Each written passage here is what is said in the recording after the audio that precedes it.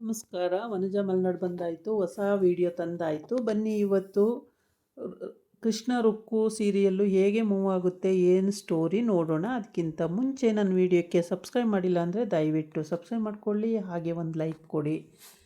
ಕೃಷ್ಣ ರುಕ್ಕು ಮತ್ತು ಕಲ್ಯಾಣಿ ವಿನಯಿ ಫಸ್ಟು ಹೋಗಿದ್ದಾರೆ ಗೋವಾಕ್ಕೆ ಟ್ರಿಪ್ಪು. ಆದರೆ ಮೆಸೇಜ್ಗಳ ಮೇಲೆ ಮೆಸೇಜ್ ಬರ್ತಾ ಇರುತ್ತೆ, ವಿನಯ್ನ ಕೊಲೆ ಮಾಡ್ತೀವಿ ಅಂತ ಹೇಳ್ಬಿಟ್ಟು.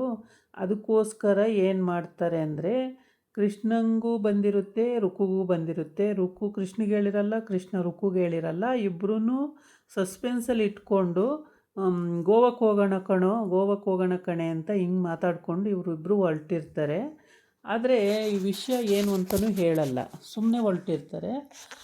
ಇಲ್ಲಿ ನೋಡಿದ್ರೆ ಇವರು ಗೋವಾದಲ್ಲಿ ವಿನಯ್ ಮತ್ತು ಕಲ್ಯಾಣಿ ಆರಾಮಾಗಿ ಓಡಾಡ್ಕೊಂಡಿದ್ರು.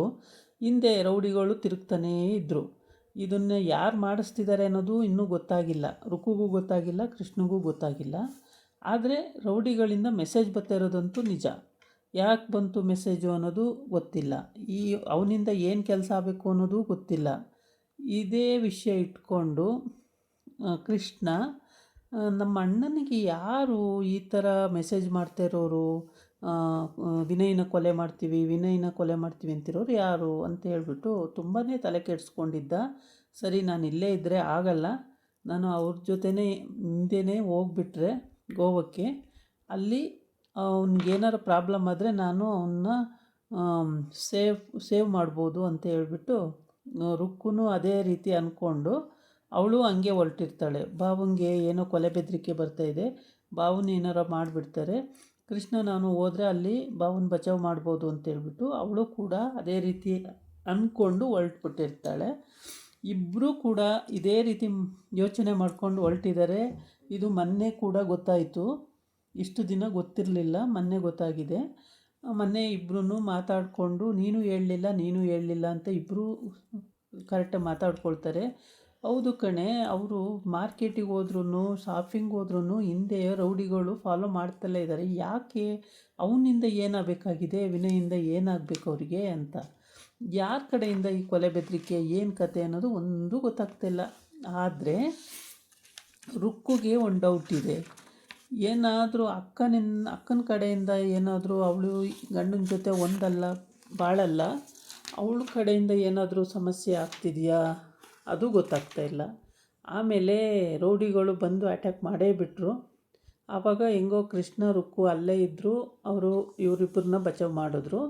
ಆದರೆ ಇದನ್ನು ಯಾರು ಮಾಡಿಸಿರೋರು ಅಂತ ಗೊತ್ತಾಗ್ತಾ ಇಲ್ಲ. ಇವಳಿಗೆ ಗೊತ್ತು, ಕಲ್ಯಾಣಿಗೆ ಅದು ಗೊತ್ತು. ಕಲ್ಯಾಣಿ ಬಾಯಿ ಬಿಟ್ಟು ಹೇಳ್ತಾ ಇಲ್ಲ ಅಷ್ಟೇ. ಇವ್ರು 3 ಜನಕ್ಕೆ ಏನೂ ಗೊತ್ತಿಲ್ಲ. ಆಮೇಲೆ ವಿನಯ್ ಹೇಳ್ತಾನೆ ಕೃಷ್ಣಂಗೆ, ನೀನು ರುಕ್ಕುನ ಹಾಸ್ಪಿಟ್ಲಿಗೆ ಕರ್ಕೊಂಡೋಗಿ ಟ್ರೀಟ್ಮೆಂಟ್ ಕೊಡಿಸ್ಕೊಂಡು ಬಾ, ನಾವು ಸ್ಟೇಷನ್ಗೆ ಹೋಗಿ ಕಂಪ್ಲೇಂಟ್ ಮಾಡ್ತೀವಿ ಅಂತ. ಆದರೆ ಕಂಪ್ಲೇಂಟ್ ಮಾಡೋಕ್ಕೆ ಕಲ್ಯಾಣಿ ಅಲ್ಲಿ ಒಪ್ಪಲ್ಲ ಅನಿಸುತ್ತೆ. ಸರಿ ಆಯಿತು ಅಂತ ಹೇಳ್ಬಿಟ್ಟು ಕೃಷ್ಣ ರುಕ್ಕುನ ಕರ್ಕೊಂಡು ಹಾಸ್ಪಿಟ್ಲಿಗೆ ಹೋದ. ಅವಳಿಗೆ ಸ್ವಲ್ಪ ಪೆಟ್ಟು ಬಿದ್ದಿತ್ತು, ಹಾಗಾಗಿ ಅವ್ರ ಹಾಸ್ಪಿಟ್ಲಿಗೆ ಹೋದರೆ ಇವರಿಬ್ಬರು ಸ್ಟೇಷನಿಗೆ ಹೋಗೋಣ ಅಂತ ಹೋಗ್ತಾ ಇದ್ದಾರೆ. ಆದರೆ ಸ್ಟೇಷನ್ನಿಗೆ ಹೋಗೋಕ್ಕೆ ಈ ಕಲ್ಯಾಣಿ ಬಿಡ್ತಾಳೋ ಇಲ್ವೋ ಗೊತ್ತಿಲ್ಲ, ಬಿಡ್ದೇನೂ ಇರ್ಬೋದು. ಯಾಕೆಂದರೆ ಕಲ್ಯಾಣಿ ಕಡೆಯವರೇ ಈ ರೀತಿ ಫಾಲೋ ಮಾಡ್ಕೊಂಡು ಬಂದು ವಿನಯ್ಗೆ ಹೊಡೆಯೋದಕ್ಕೆ ಸಂಚಾಗ್ತಿದ್ದಾರೆ ಅನ್ನೋದು ಕಲ್ಯಾಣಿಗೆ ಡೌಟ್ ಬಂದಿದೆ. ಕಲ್ಯಾಣಿ ರೌಡಿನ ಆಗಾಗ ಹೋಗಿ ಮೀಟ್ ಮಾಡೋಳು, ಅಲ್ಲಿ ಬೆಂಗಳೂರಲ್ಲಿದ್ದಾಗ ಆಗಾಗ ಹೋಗಿ ಮೀಟ್ ಮಾಡೋಳು. ಅವನು ಯಾರು, ಯಾಕೆ ಅನ್ನೋದು ಒಂದು ಗೊತ್ತಿಲ್ಲ. ಮಾತ್ರ ಎಂಥ ದೊಡ್ಡ ಕೆಲಸ ಆದ್ರೂ ಫೋನ್ ಮಾಡಿನೇ ಅವಳು ಆ ಕೆಲಸಗಳು ಮಾಡಿಸೋಳು. ಅವಳು ಅಷ್ಟು ಪವರ್ಫುಲ್ ಆಗೋಕ್ಕೆ ಕಾರಣ ಏನು, ಯಾರ ಕಡೆಯಿಂದ ಅಂತ ಏನೂ ಗೊತ್ತಿಲ್ಲ. ಇವ್ರು ಅಂದ್ಕೊಂಡಿರೋದು ಅದಕ್ಕೆ ಒಳ್ಳೆಯವರು, ಅಕ್ಕ ಒಳ್ಳೆಯವಳು ಅಂದ್ಕೊಂಡಿರೋದು. ಗೋವಾ ನೋಡಿ ಎಷ್ಟು ಸಖತ್ತಾಗಿದೆ, ಬೀಚೆಲ್ಲ ಅಲ್ಲಿ ಎಷ್ಟು ಹಸಿರಾಗಿದೆ, ಇದೆಲ್ಲ ಎಷ್ಟು ಪ್ಲೇಸೆಲ್ಲ ಎಷ್ಟು ಪವರ್ಫುಲ್ಲು, ಚೆನ್ನಾಗಿದೆ, ಬ್ಯೂಟಿಫುಲ್ ಪ್ಲೇಸು, ಸಖತ್ತಾಗಿದೆ. ಈ ಕಡೆ ಬಂದು ಸೂರ್ಯಪ್ರಕಾಶ್ ರಾವು, ಒಬ್ಬಳು ಹುಡುಗಿ ಹೋಗ್ತಾ ಇರ್ಬೇಕಾದ್ರೆ ಕಾರಿಗೆ ಅಡ್ಡ ಬಂದಿರ್ತಾಳೆ, ಅವಳನ್ನ ಬಚಾವ್ ಮಾಡಿ ಮನೆಗೆ ಕರ್ಕೊಂಡೋಗಿರ್ತಾರೆ. ಆದರೆ ಮನೆಗೆ ಕರ್ಕೊಂಡೋಗಿ ಆ ಹುಡುಗಿ ಆಯಿತು, 1 ದಿನ ಆಯಿತು, 2 ದಿನ ಆಯಿತು, 3ನೇ ದಿನ ನಾನು ಇರಲ್ಲ, ನಾನು ಹೋಗ್ತೀನಿ ಎಲ್ಲಾದರೂ, ಪಿ ಜಿಗೆ ಏನಾದರೂ ಸೇರಿಕೊಂಡು ನನ್ನ ಜೀವನ ಮಾಡ್ಕೊಳ್ತೀನಿ ಅಂತ ಹೊರಡ್ತಾಳೆ. ಆದರೆ ಸೂರ್ಯಪ್ರಕಾಶ್ ರಾವು ಮತ್ತು ಅವ್ರ ತಂಗಿ ಇಬ್ಬರೂ ಒಪ್ಪಲ್ಲ ಅದಕ್ಕೆ.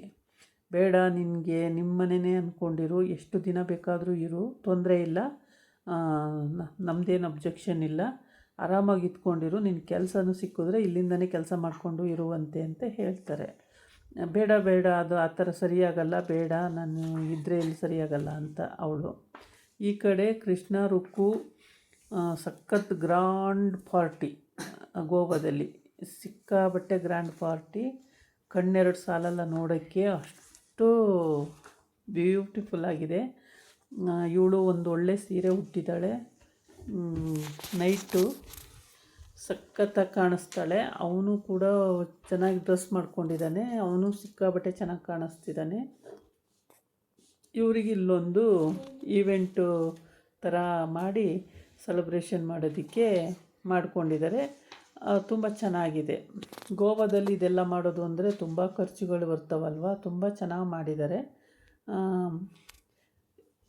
ಕೃಷ್ಣ ರುಕ್ಕುನ ಲವ್ ಮಾಡ್ತಿರ್ತಾನೆ, ರುಕ್ಕುನು ಕೂಡ ಕೃಷ್ಣನ ಲವ್ ಮಾಡ್ತಾಳೆ. ಯಾಕೆ ಅಂದರೆ ಗೋವಾದವ್ರಿಗೂ ಬೇರೆ ಹುಡುಗನ ಜೊತೆ ಹಂಗೆಲ್ಲ ಹೋಗೋಕ್ಕಾಗಲ್ಲ.